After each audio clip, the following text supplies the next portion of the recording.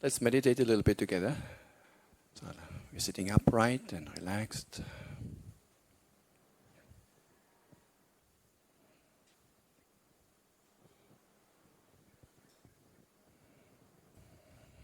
If you notice there's an intention in the body, you can relax that part or make a small adjustment to the posture.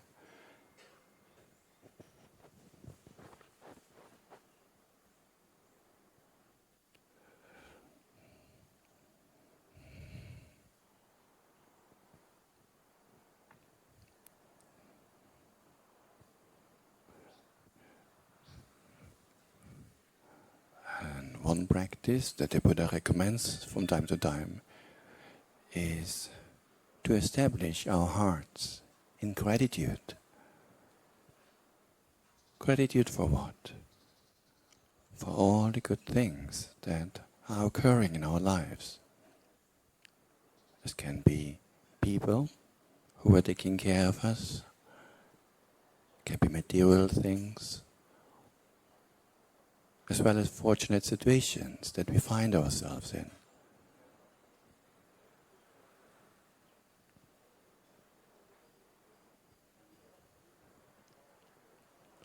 First and foremost, we owe a lot of gratitude, and many of the good things that have happened to us, even from early life onwards, are due to our parents,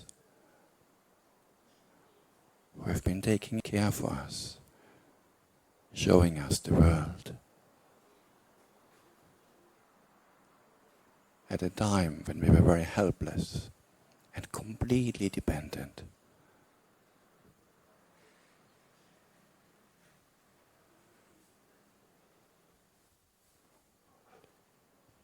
While no parents are perfect, they have done a sufficiently good job in raising us up, keeping us not only alive, but even physically and mentally healthy.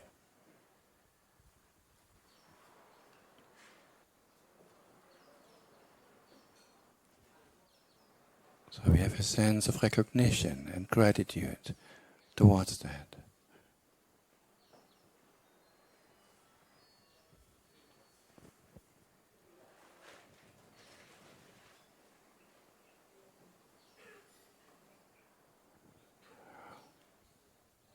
Also, throughout life, there have always been people around who were supporting us in one way or another.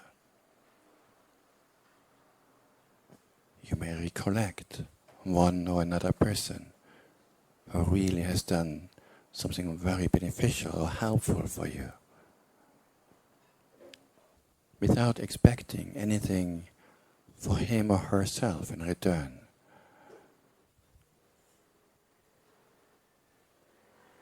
For such a person too, we can have immense gratitude and appreciation.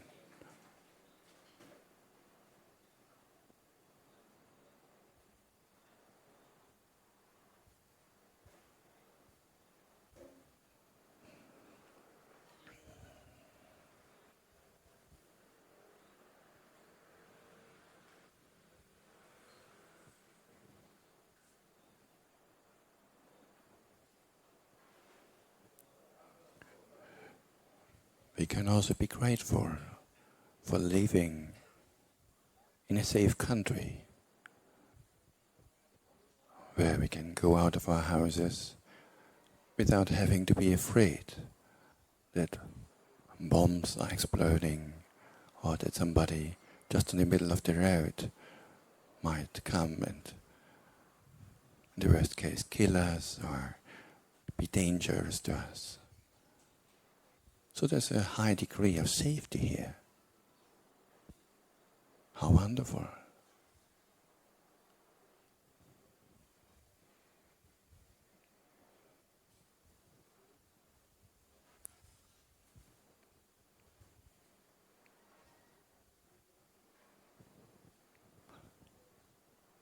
Also, we live in a country, at a place, in a time where we have easy access to medicine when we are sick.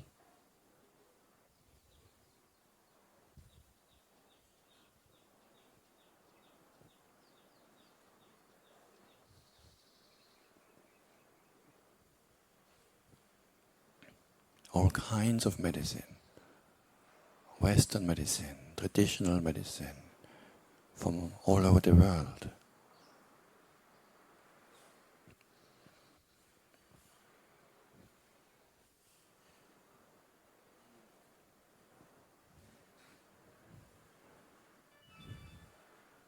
Even just 100 years ago, the richest person in the world, the most powerful people in the world, did not have the kind of medical attention, medical expertise to cure their ailments as we have, all of us have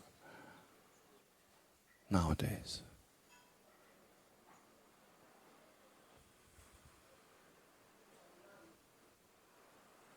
How amazing.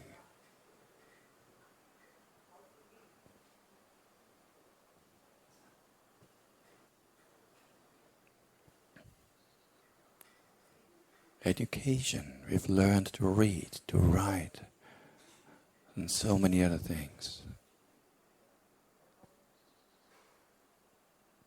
which we take for granted.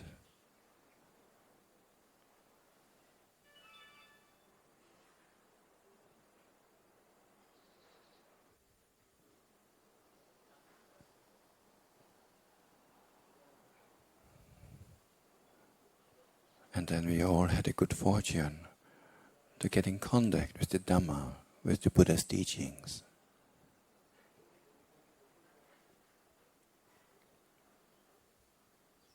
Having an opportunity to listen to the Dhamma, to read the Dhamma. From time to time having discussions about it and putting it into practice.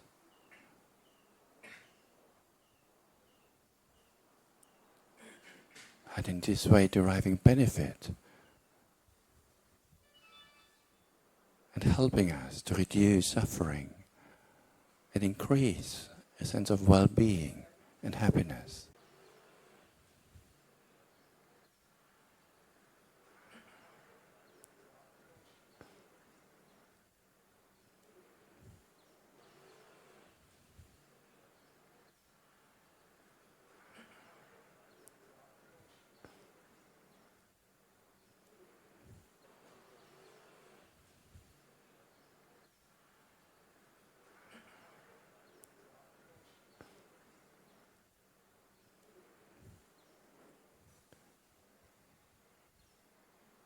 You can continue on your own in identifying some of the very special things that you may have going on in your lives, which maybe other people in other places of the world have no access to.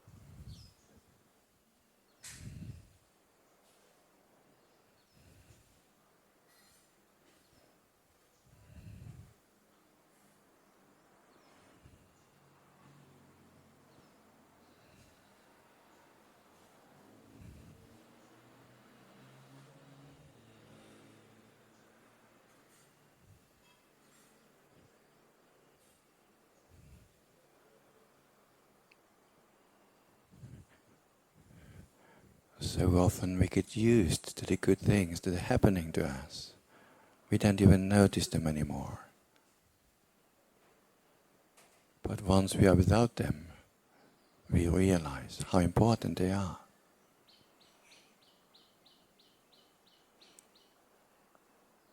Try living without electricity for a while.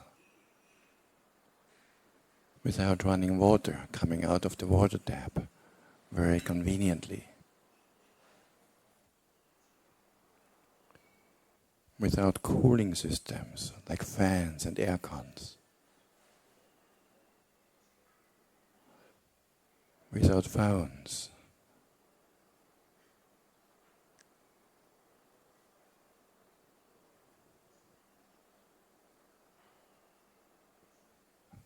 without family, without friends, without health.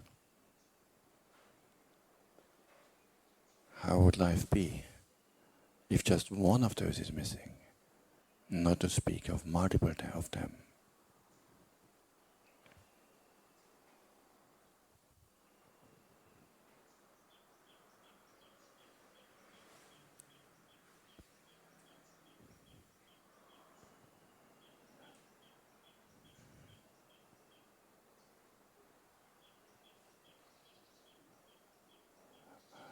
We can recognize all the many good things that are occurring in our lives. Appreciation.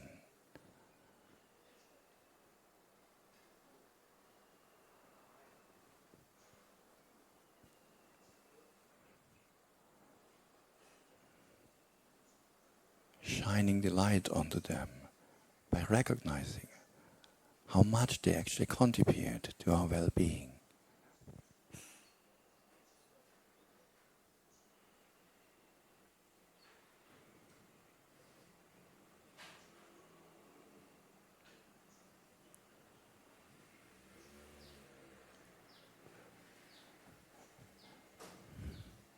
And yet there's always something more that the mind would like to have.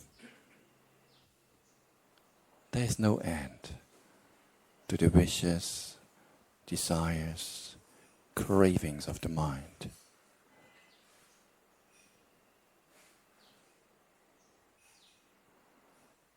Doesn't matter how much we have already, the mind will always find something better, something more.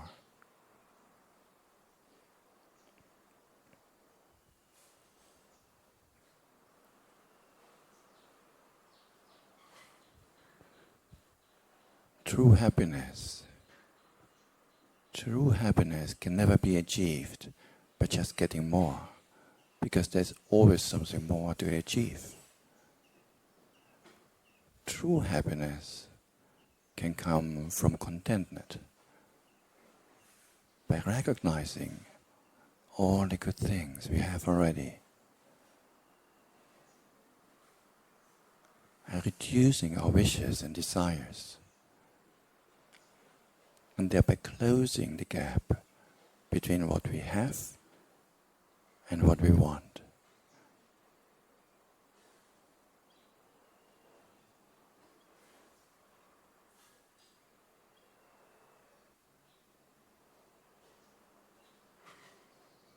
There comes a sense of good enough.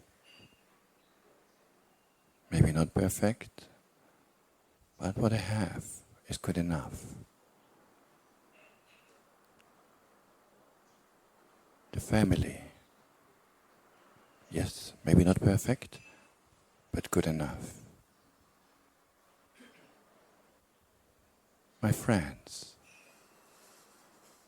good enough. Housing, maybe not perfect, but probably good enough.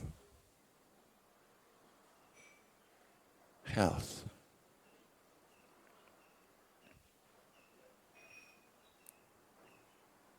safety, good enough.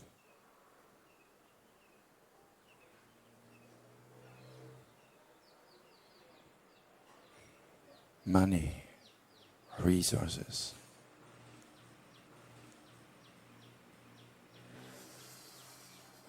good enough.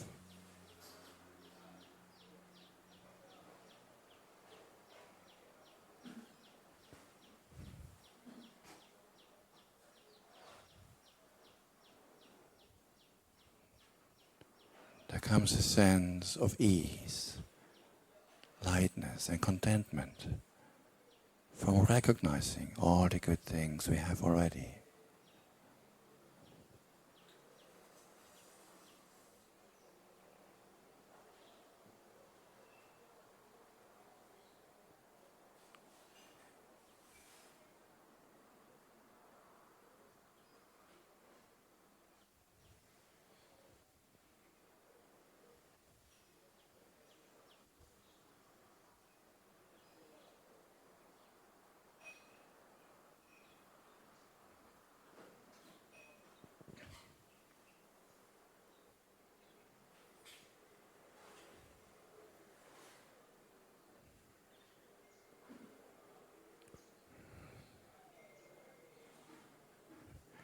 Let us close our contentment and gratitude session by saying sadhu 3 times. Sadhu, sadhu, sadhu. Okay. So there's a very easy way of bringing some joy into our hearts by simply recognizing all these wonderful things that we have already, right? And this sense of good enough is a very nice way of framing things. Because there's always something more, isn't it? So there's always something special that the mind can come up with. But probably the family we have, maybe not perfect, but good enough. The friends, my friends are also not all arahants. That would be a high expectation to have, right? But probably they're good enough to be friends. House, property, education, job, How much more do we really need? When will come the point where the mind says, okay, now I have everything I want? Never. Satisfaction. Even Mick Jagger knows, I can't get no satisfaction, right? You know the song? I can't get no satisfaction. Mick Jagger, he had access to all pleasures of the senses, whatever he wants.